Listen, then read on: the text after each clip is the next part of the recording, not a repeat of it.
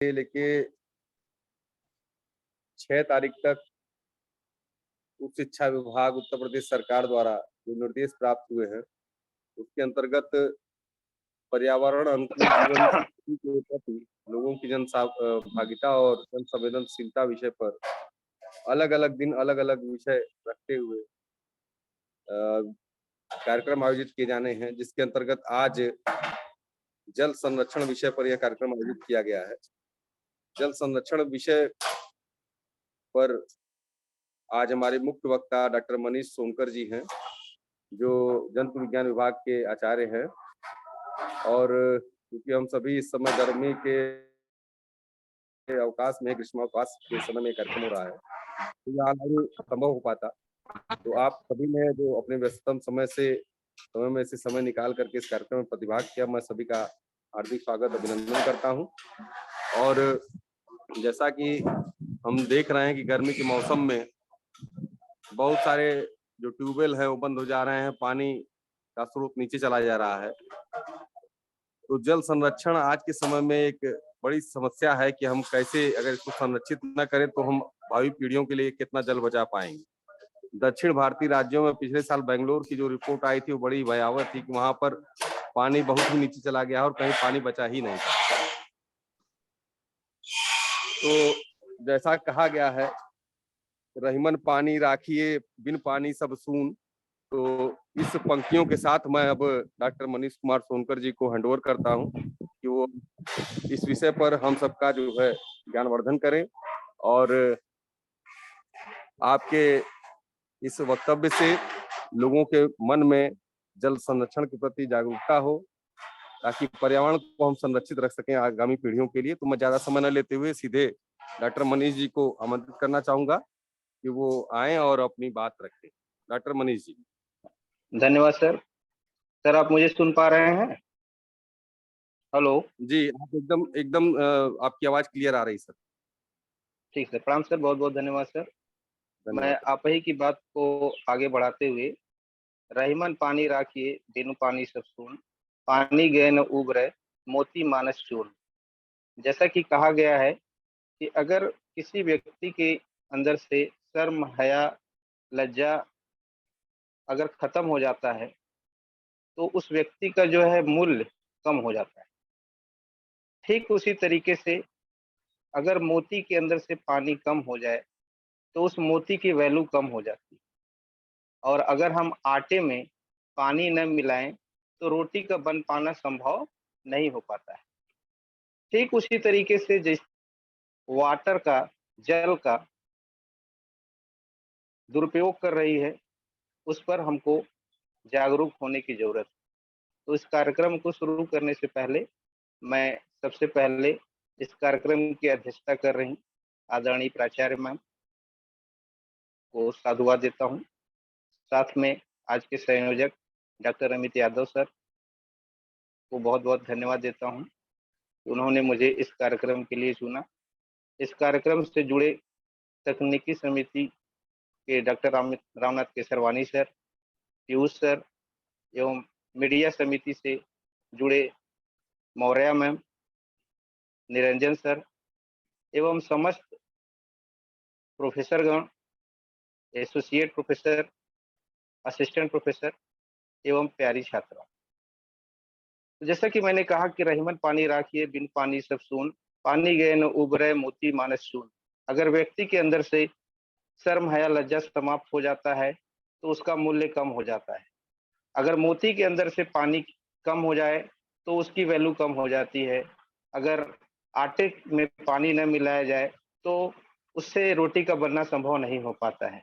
ठीक उसी तरीके से अगर हमारे जीवन में पानी का अभाव हो जाए तो हमारे जीवन का कोई मूल्य नहीं रह पाएगा। तो जैसा कि कहा गया है कि हमारी जो प्राचीन सभ्यताएं हैं, प्राचीन सभ्यताओं को देखा गया है कि ज्यादातर प्राचीन सभ्यताएं हमारी नदियों के किनारे बसी हैं। इससे साफ पता चलता है कि हमारे जीवन में जल का बहुत बड़ा महत्व है। जैसा कि कहा गया है, जल ही जीवन है। मीन्स जल के बगैर हम जीवन की कल्पना को नहीं संभव मान सकते हैं। जल के बगैर हमारा जीवन संभव नहीं है। तो अगर हमारी पीढ़ियां, अगर आज हम जागरूक नहीं हुए, तो आने वाले समय में निश्चित तौर पर हमारी पीढ़ियों को जल से वंचित होना पड़ेगा, बूंद-बूंद के लिए तरसना पड़ेगा और ये बहुत ही भयावह स्थिति होगी। तो जैसा कि मैंने कहा कि जल ही जीवन है। जल ही जीवन का कहने से मतलब ये है कि जल के बगैर जीवन की कल्पना संभव नहीं है। जब जल के बगैर जीवन की कल्पना संभव नहीं है, तो एक बहुत महत्वपूर्ण बात आती है कि जल के बगैर जीवन की शुरुआत भी संभव नहीं है। जैसा कि हम जानते हैं कि जीवन की जो शुरुआत हुई है, वह जल में ही हुई है। जल में आज से करोड़ों वर्ष पहले, मैं थोड़ा-सा इस पर जानना चाहूँगा कि आज से करोड़ों वर्ष पहले जीवन की शुरुआत जल में हुई। जब जल में जीवन की शुरुआत हुई, तो उस समय हमारे पृथ्वी पर ऑक्सीजन नहीं था। कहने का मतलब ये है कि ऑक्सीजन के बगैर तो जीवन संभव था, जीवन की उत्पत्ति संभव था, लेकिन जल के बगैर जीवन की कल्पना संभव नहीं था। तो करोड़ों वर्ष लगे हम लोगों को इवॉल्व होने में। जैसा कि मैंने बताया कि सबसे पहले जीवन जल में ही आया, जल में महासागर में आया। तो करोड़ों वर्ष पहले हमारे जल में सबसे पहले बैक्टीरिया नामक जीव, जो प्रोकैरियोटिक जीव थे, वह उत्पन्न हुए और उस बैक्टीरिया को धीरे-धीरे बदलने में, उस प्रोकैरियोटिक बैक्टीरिया को, जो कीमोसिंथेटिक बैक्टीरिया थे, उनको फोटोसिंथेटिक बैक्टीरिया के रूप में बदलने में करोड़ों वर्ष लगे।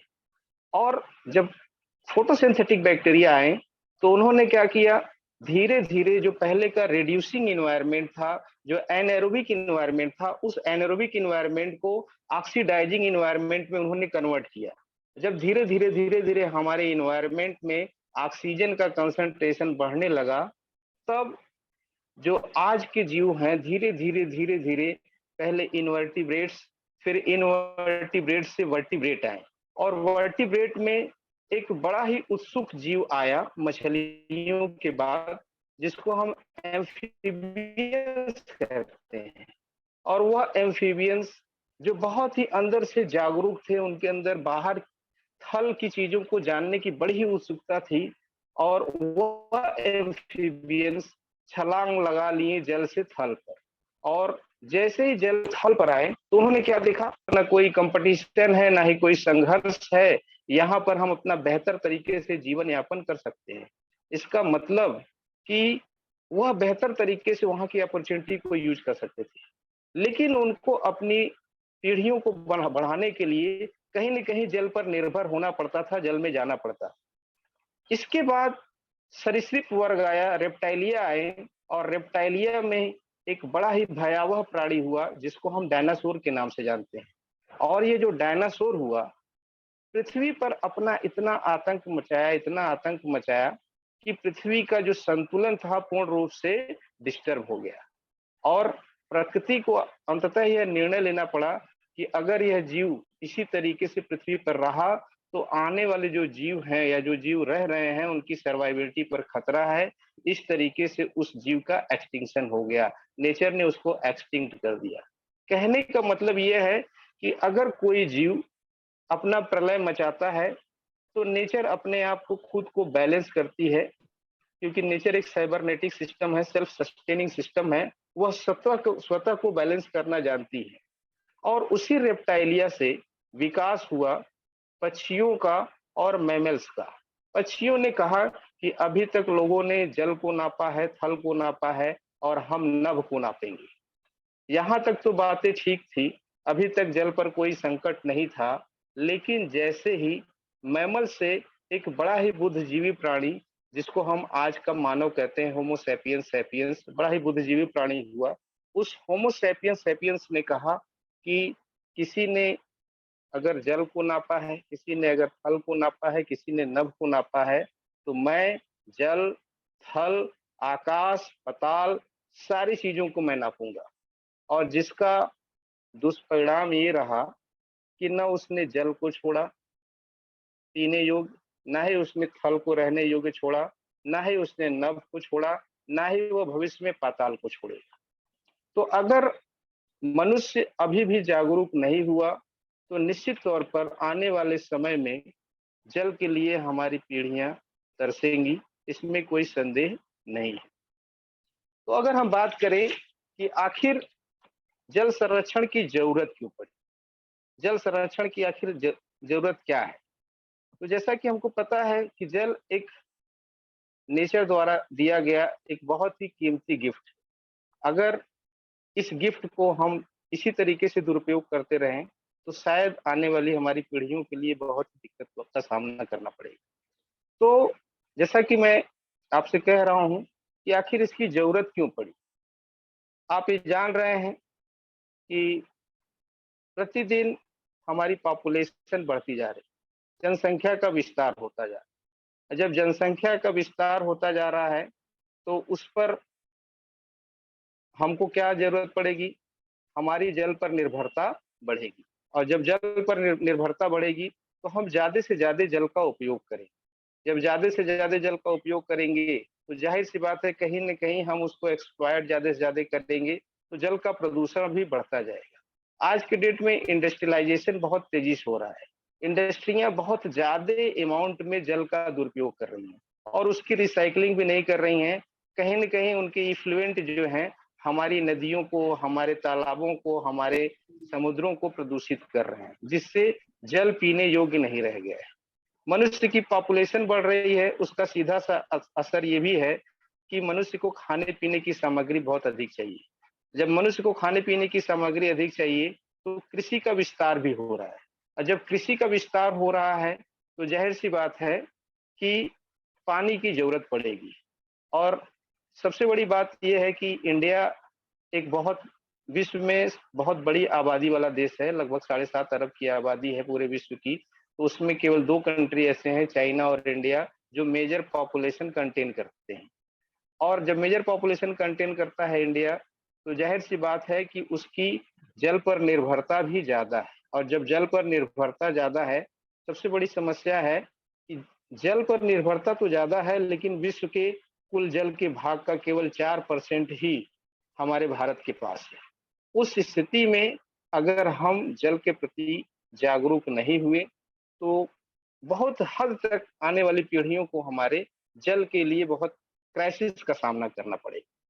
दक्षिण अफ्रीका के केप टाउन शहर में मैं आपको बताना चाह रहा हूँ कि जी डे ज़ीरो लागू किए जाने की संभावना है। बात आती है कि डे ज़ीरो लागू करने की संभावना क्यों पड़ी है? डे ज़ीरो का मतलब उस चीज़ों से है कि जिस दिन वहाँ पर नलों में पानी आना बंद हो जाएगा, उसको हम कहते हैं डे ज़ीरो। तो ऐसा क्यों हो रहा है? ऐसा इसलिए हो रहा है क्योंकि जल का दुरुपयोग दिन पर दिन बढ़ता जा रहा है। जबकि अगर देखा जाए पृथ्वी पर तो 71% हमारे पृथ्वी पर जल है और शेष पर जल के अलावा थल थल पर क्या है? जीव-जंतु रह रहे हैं, पर्वत है, पठार हैं, ये सारी चीज़ें हैं। लेकिन फिर भी हम अपने कंट्री के या हम कह लें पूरे वर्ल्ड की पॉपुलेशन को स्वच्छ जल उपयोग के लिए उपलब्ध नहीं करा पा रहे हैं। ऐसा क्यों है? ऐसा इसलिए है कि हम जल का सही तरीके से प्रबंधन नहीं कर पा रहे हैं, सही तरीके से यूटिलाइज़ेशन नहीं कर पा रहे हैं। जब सही तरीके से प्रबंधन नहीं करेंगे, यूटिलाइज़ेशन नहीं करेंगे, दुरुपयोग करेंगे, तो ज़ाहिर-सी बात है कि जो जल है, वो हमको पीने योग्य नहीं मिलेगा। इसलिए वाटर की क्राइसिस का हमको सामना करना पड़ेगा। तो इन सारी चीज़ों को देखते हुए 12 दिसंबर 1992 को संयुक्त राष्ट्र असेंबली में प्रस्ताव लाया गया था, जिसमें यह घोषणा की गई कि 22 मार्च को विश्व जल दिवस के रूप में मनाया जाएगा और सन 1993 से 22 मार्च को हम लोग विश्व जल दिवस के रूप में मनाते हैं। ऐसा क्यों करते हैं? ऐसा करने के पीछे उद्देश्य ये है कि हम लोगों को जागरूक कर सकें कि अगर हम अपने जीवन में जल का महत्व नहीं समझेंगे तो ज़ाहिर-सी बात है कि हमारी जो आने वाली पीढ़ियाँ हैं, उनको जल की क्राइसिस का सामना करना पड़ेगा। और ये जो हमको नेचर ने एक जल के रूप में एक बेहतरीन गिफ्ट दिया है, उससे हमारी आने वाली पीढ़ियों को बहुत ही वंचित होना पड़ेगा। तो उन सारी चीज़ों को देखते हुए संयुक्त राष्ट्र असेंबली ने क्या किया 1993 से 22 मार्च को जल दिवस के रूप में मनाना शुरू कर दिया, जिससे लोग जल के प्रति जागरूक हो सकें वाटर का कंजर्वेशन कर सके। विश्व जल दिवस 2023 की बात अगर हम करें तो यूनाइटेड नेशन द्वारा जल दिवस के आसपास जल सम्मेलन का आयोजन किया गया। इस साल संयुक्त राष्ट्र 2023 जल सम्मेलन 22 से 24 मार्च न्यूयॉर्क में किया गया। इसके पीछे जो उद्देश्य था मैंने बताया कि वाटर को कंजर्व करना, और इसी कॉन्फ्रेंस से WHO ने एक रिपोर्ट प्रस्तुत किया जिसमें ये बताया गया कि आपको सुनकर बड़ा ही आश्चर्य होगा कि विश्व के 2 बिलियन लोग ऐसे हैं जो कि मल त्यागे हुए अपशिष्ट या मल से प्रदूषित जल को पीते हैं।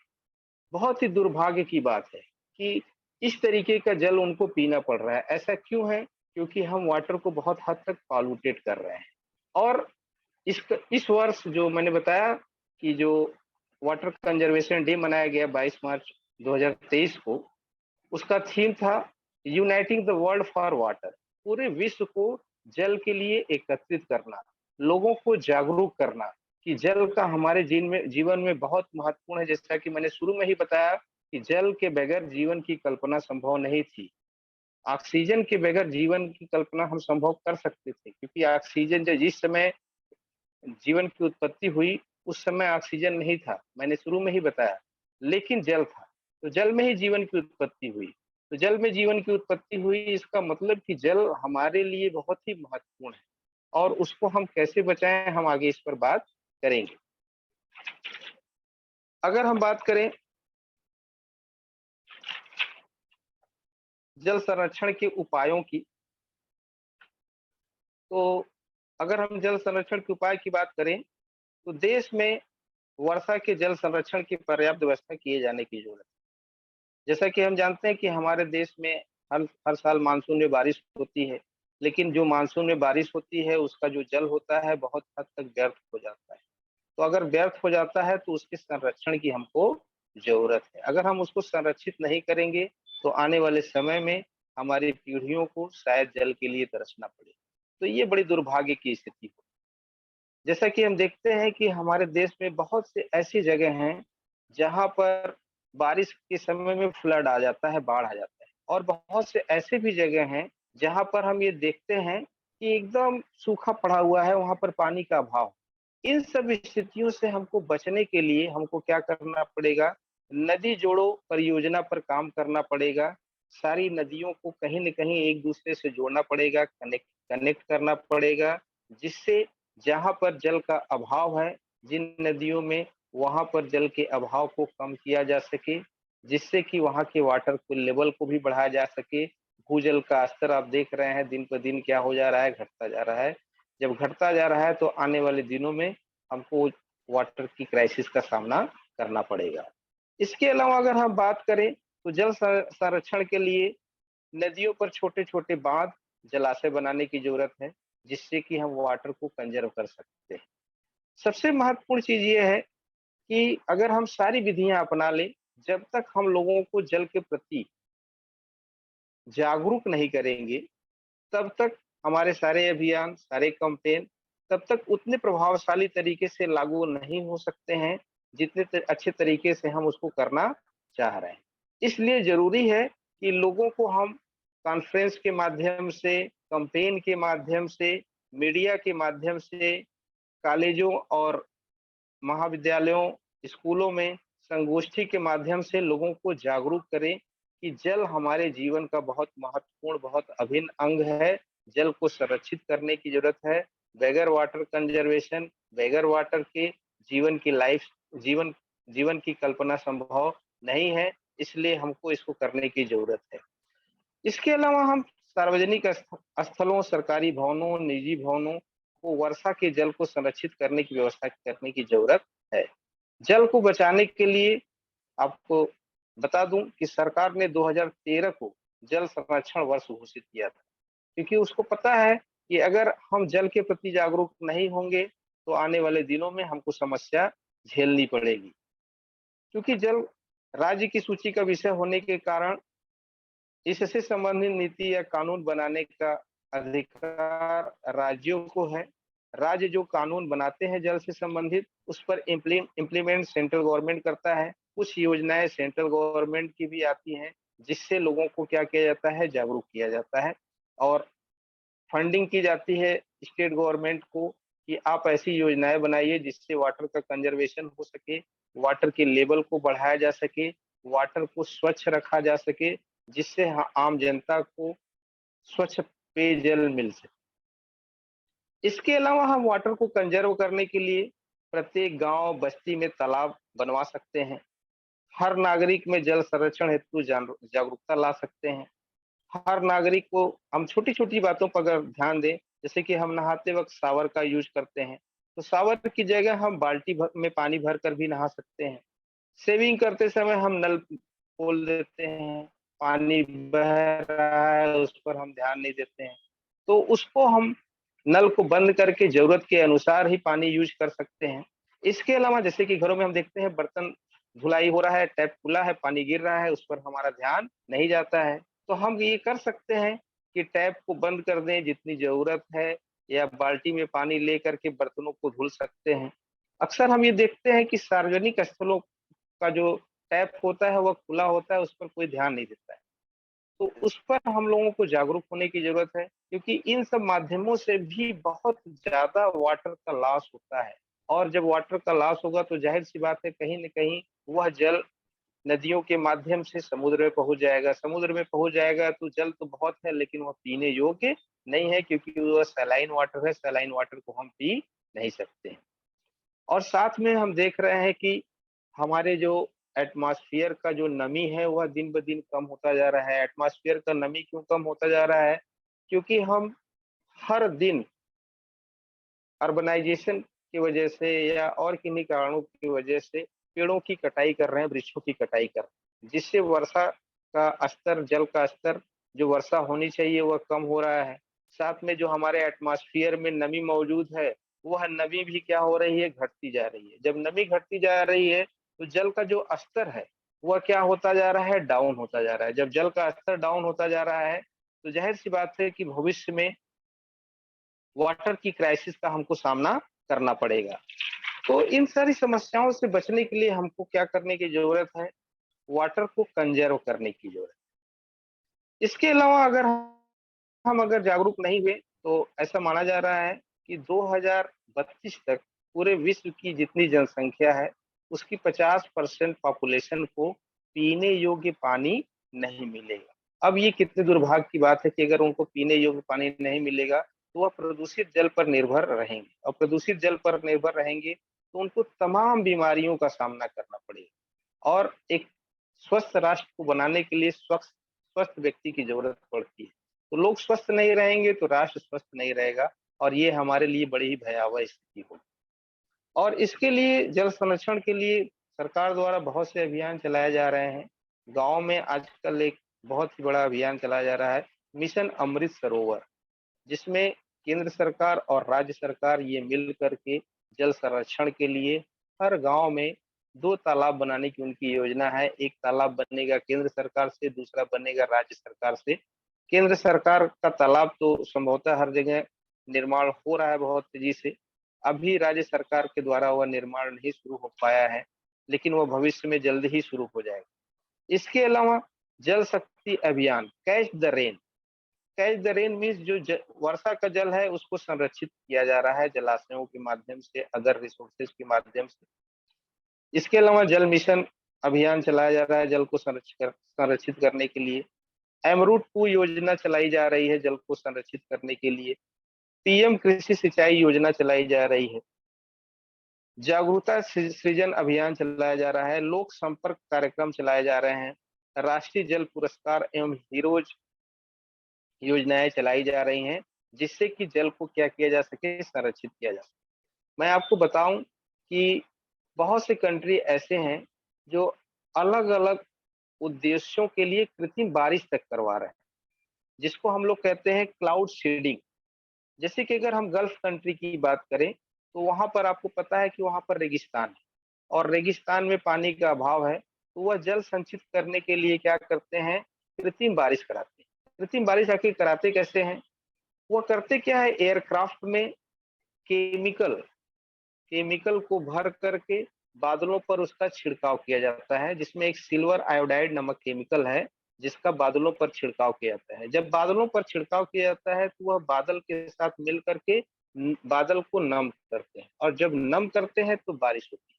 तो ऐसे देशों में वो क्या करते हैं, जो बारिश के माध्यम से जल हो रहा है, मिल रहा है, उसको क्या करते हैं, संचित करते हैं और उसको अपने उपयोग में लाते हैं। और ये कृत्रिम बारिश जो है, गल्फ कंट्री ही नहीं, इस समय हर कंट्रियों ने अपने आप को इसके अकॉर्डिंग ढाला है। क्यों ढाला है? क्योंकि हर जगह जो जल का स्तर है, वह घटता जा रहा है।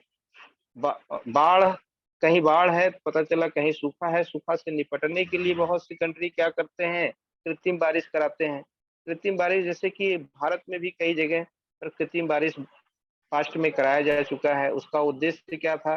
जैसे महाराष्ट्र में कुछ एरिया ऐसे हैं, विदर्भ और मराठा वगैरह एरिया ऐसे हैं, जहाँ पर क्या होता है कि हर वर्ष लगभग सूखे की स्थिति होती है।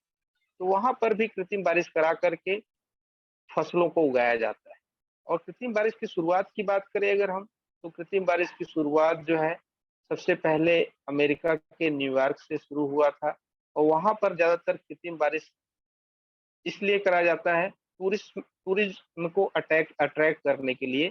वहाँ पर कृत्रिम बारिश को के थ्रू वो क्या करते हैं, अ क्या बोलते हैं कि जहाँ जो बर्फीले जगहों पे जो बारिश होती है, एक बर्फ की बूंद की तरह जो बारिश होती है, टूरिस्ट को अट्रैक्ट करने के लिए इस तरह की बारिश कराते हैं। तो मैंने आपको बताया कि आज के डेट में अगर हम अपने आप को जागरूक नहीं किए, तो आने वाले दिनों में बहुत भयावह स्थिति होने वाली है। और इन सारी चीज़ों को देखते हुए हमें खुद को, अपने आप को जागरूक करने की ज़रूरत है। हम अगर अपने लेवल पर वाटर को कंज़र्व कर पाएँ, वाटर के दुरुपयोग को बचा पाएँ, तो ये हमारे लिए बहुत ही अच्छी बात होगी, और हमारे आने वाली जनरेशन के लिए भी बहुत बेहतर होगा कि जल संरक्षण के माध्यम से जो प्रकृति ने हमें एक उपहार दिया है जल के माध्यम से, उस प्रकृति के उपहार को हम अपने आने वाली जनरेशन को भी दें। तो ये मैं धन्यवाद अपनी सर। बातों को डॉक्टर मनीष जी, बस जी, हमारे पास 2-3 मिनट रह गए हैं। आपने बहुत ही अच्छे ढंग से अपनी बात को रखा और ये बताया ठीक कि कैसे ठीक, धन्यवाद सर, और जल के निर्माण और उसके बाद जल में जीवन की उत्पत्ति आदि विषयों पर जो है अपने विषय के अनुकूल और दूसरे इतनी सरल और सहज भाषा में आपने इसको प्रस्तुत किया। ठीक, तो यह धन्यवाद सर, काफी धन्यवाद। अच्छा है कि विज्ञान के विद्यार्थी होने और भेदा होने के बाद भी आप इतने सरलतम ढंग से इस विषय को प्रस्तुत कर पाए और उसको हम लोगों के लिए ग्राह्य बनाए। तो मैं बहुत बहुत आभार प्रकट करता हूँ सर, अपनी जो हमारी तकनीकी धन्यवाद सर आपका, प्राचार्य मैम का, हमारी आप सभी लोगों ने हमको सुना, इसके लिए बहुत-बहुत आभारी हूँ। जी, जी। तो यह कार्यक्रम आगे भी अब चलता रहेगा। 5 तारीख तक हमारे प्रोग्राम है। कल सिंगल यूज़ प्लास्टिक पर डॉक्टर दिवाकर मिश्र सर का व्याख्यान होना है। तो कल के कार्यक्रम में डॉक्टर साहब अपना कार्यक्रम प्रस्तुत करेंगे और सभी साथियों से ये अनुरोध है कि वो सभी लोग, कॉलेज के सारे लोग जुड़ जाएँ और अपने विद्यार्थियों के ग्रुप में इसका लिंक शेयर कर दें, जिससे अधिक से अधिक विद्यार्थी इस कार्यक्रम में जुड़ पाएँ। और doctor शर्मानी sir, Piyush ji, Sangeeta madam और निरंजन जी का विशेष आभार कि वह इस कार्यक्रम को कराने और इसको प्रकाशित कराने में अपनी महत्वपूर्ण भूमिका निभा रहे हैं। डॉक्टर शिव कुमार जी, जिनके माध्यम से यह रिपोर्ट अखबारों में जा रही है, मैं उनका भी धन्यवाद ज्ञापित करता हूँ। मैडम आज शायद जुड़ नहीं पाई कार्यक्रम में, कहीं व्यस्तता थी, मैंने फ़ोन भी किया था, कहीं व्यस्तता रही होगी या स्वास्थ्य की कोई समस्या हो सकता हो उन्हें। तो मैं उनकी तरफ से भी आप सभी प्रतिभागियों का हार्दिक आभार ज्ञापित करता हूँ। बहुत-बहुत धन्यवाद। कल पुनः हम लोग इसी समय मिलेंगे 11 बजे। तब तक के लिए फिर नमस्कार।